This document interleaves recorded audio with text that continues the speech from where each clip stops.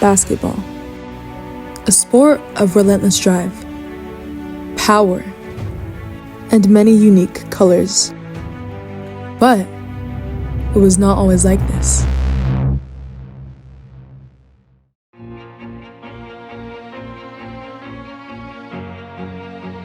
In 1950, Earl Lloyd, Nat Clifton, and Chuck Cooper became the first African Americans to get drafted by the NBA, sign an NBA contract, and play in an NBA game, caused by the growing popularity of basketball in Black communities, eventually leading to them being seen on a higher stage in Black Fives, and in turn, attracting NBA officials and coaches by their talent, skill, and audiences they drew in. Their signing, drafting, and playing in NBA games was a turning point in history because it broke down the previously established racial barriers, brought greater inclusivity and equality to sports unlike before, and paved the way for future generations of Black athletes to excel. The game of basketball was created by James Naismith, a Canadian-American physical instructor born on November 6, 1861 in Almonte, Ontario. At a very young age, he and his siblings Annie and Robbie were orphaned. Consequently, they moved in with their uncle, Peter J. Young. James Naismith was said to be one of the most athletic and skillful kids of his age. Therefore, as he grew older, he became interested in the study of physical education. At 30 years of age, after leaving the University of McGill, he pursued his dream and became a physical educator at Springfield College, Massachusetts, formerly known as the International YMCA College.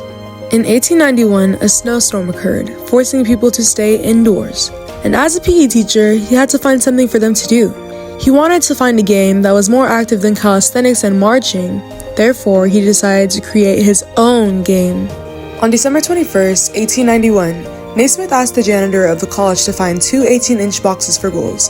However, he did not give him boxes, he gave him peach baskets. So, he nailed 1 peach basket to each side of a gymnasium about 10 feet high, and his students played with a soccer ball. And the game was born. 1 month later, in January 1892, he published the rules in the Triangle newspaper.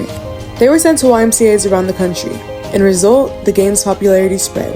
It spread so much that in 1898, the first professional basketball league formed. It was called the National Basketball League. But there was a problem. Those teams were strictly white, and there was a load of racial prejudice. This was because of the Jim Crow laws imposed in 1896 after the Plessy v. Ferguson Supreme Court ruling upheld a separate but equal doctrine. Jim Crow laws were local and state laws enforcing racial segregation. Everything from schools to restrooms to swimming pools and even to houses were segregated. And in 1918, World War I ended, sparking the Great Migration that did not end until 1970. During the Great Migration, millions of African Americans moved from the South to the North in search of the economic opportunities in manufacturing and industry. They concentrated in smaller areas, leading to more socialization at playgrounds, clubs, and additional locations. So with that, the physically active began to play basketball as a way to keep them busy and in shape. In 1904, people in the Black communities came together and started to form their own teams called Black Fives because the starting lineup for basketball is 5 people. This began a new era, the Black Fives era. In 1926, what would be the most influential team to the integration of basketball emerged. The Harlem Globetrotters, founded by Abe Saperstein. The Globetrotters always attracted large audiences with ease because of their showmanship, humor, and talent. On February 19, 1948, at the Chicago Stadium, the Harlem Globetrotters had a matchup against the Minneapolis Lakers, an all-white team. Many critics laughed about this matchup because they did not think a comedic and all-black team could defeat the Lakers, an all-white and championship team of the National Basketball League. There was a problem though. At this time, the league did not have a large audience, which caused them to rapidly lose their money, putting it at risk of falling apart. But with the Globetrotters' easy attraction, over 17,000 people sat down to watch this matchup. During this game, the Globetrotters lit up the court and showed their game intelligence and skills. At first, they struggled, but with 1 minute and 30 seconds left, they were tied 59-59. In the end, Globetrotter Irma Robinson shot a buzzer beater and his team won the game. The result of this game drew the eyes of team owners and league officials because of the great abilities that were demonstrated. Globetrotters coach Abe Saperstein neither agreed nor disagreed when it came to the interest of the National Basketball League's officials. He carried a looming fear that his franchise would fall apart due to the loss of his star players moving on to a better opportunity. On August 3, 1949, the National Basketball League and the Basketball Association of America came together to form the National Basketball Association, also known as the NBA. The game between the Globetrotters and the Lakers showed to the officials of the NBA that all black teams and black players in general were a force to be reckoned with, especially three-star players on the Globetrotters: Earl Lloyd, Nat Clifton, and Chuck Cooper, who changed the game of basketball by breaking its color barrier. In 1950, Chuck Cooper, a 6'5", 24-year-old born in Pittsburgh, Pennsylvania in 1926, became the first black man to be drafted into the NBA. He was drafted as the 14th pick overall to the Boston Celtics, owned by Walter A. Brown. He agreed with this drafting as he said, "I don't care if they're green, white, black, or yellow, so as long as they can play." Nat Sweetwater Clifton, a 6'8", 27-year-old born in England, Arkansas in 1922, became the first black man to sign an NBA contract. He joined the New York Knicks, owned by Joe Lapchick. Lapchick became very fond of Clifton because he noticed the talent in him regardless of his color and was insistent on integrating the Knicks. Before Clifton joined the team, Joe Lapchick told Bobby Douglas that he would resign if his team was limited to only one color. Fortunately, he ended up being able to draft him. Earl Lloyd, a 6'6", 21-year-old born in Alexandria, Virginia in 1928, became the first black man to play in an NBA game. He joined the Washington Capitals, owned by Ned Irish. This game altered the face of the NBA and basketball forever. It took place on October 31st, 1950 at the Edgerton Park Stadium in New York. It was a matchup against the championship team, the Rochester Royals.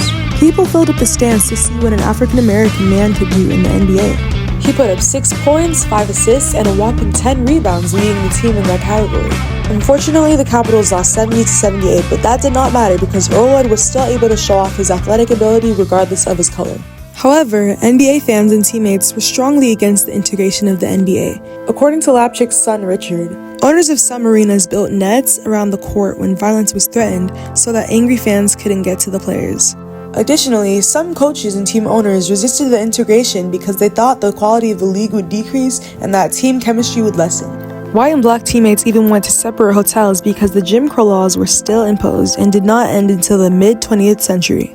However, this game proved many doubters wrong about their assumption that African Americans lacked athleticism and would not be able to contribute to the league. And black communities had a supporting viewpoint of these events because they enjoyed the representation brought to the public eye as the NBA was streamed on TV and watched in person. One of the immediate effects of these events was the increase of black players joining the league. For example, Hank Desney was the 4th black man to join the NBA behind the trio of pioneers. Harold Hunter was another one of the first. Jim Tucker was the first black man to win an All-Star game, and Don Barksdale was the first black man to compete in the USA Olympic basketball games. This brought a wider audience to the league, and with a wider audience came higher attendance. So, ticket sales and team revenue increased, allowing for more sponsorships, TV deals, and higher salaries. The success of black players in the NBA also helped in the fight for legislative changes and aided in the imposition of the Civil Rights Act of 1964, which prohibited discrimination based on race, color, religion, or national origin in public accommodations, including sports facilities. And now for the long-term impact. Today, 82% of the #1 all-time stat leaders are black. Most points, LeBron James. Most three-pointers, Stephen Curry. Most rebounds, Wilt Chamberlain. Most blocks, Hakeem Olajuwon. And the list goes on to represent the unstoppable effort shown time and time again in black history to break through the concept of their inferiority. In addition, the appearance of African Americans on a wider stage was no longer seen as an atrocity.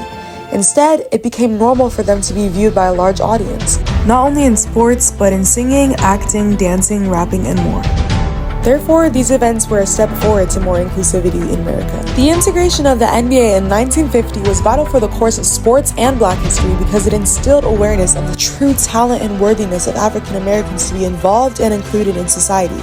The trio of pioneers, Earl Lloyd, Nat Clifton, and Chuck Cooper, took a leap of faith and a jump into hate, but made it through. They challenged white superiority in sports, increasing the expression of African Americans in society and exemplifying black excellence. Future generations of people are now inspired to defy the odds and expected standards by rising above them. So, remember, it was not only about the game points, it's about the turning points.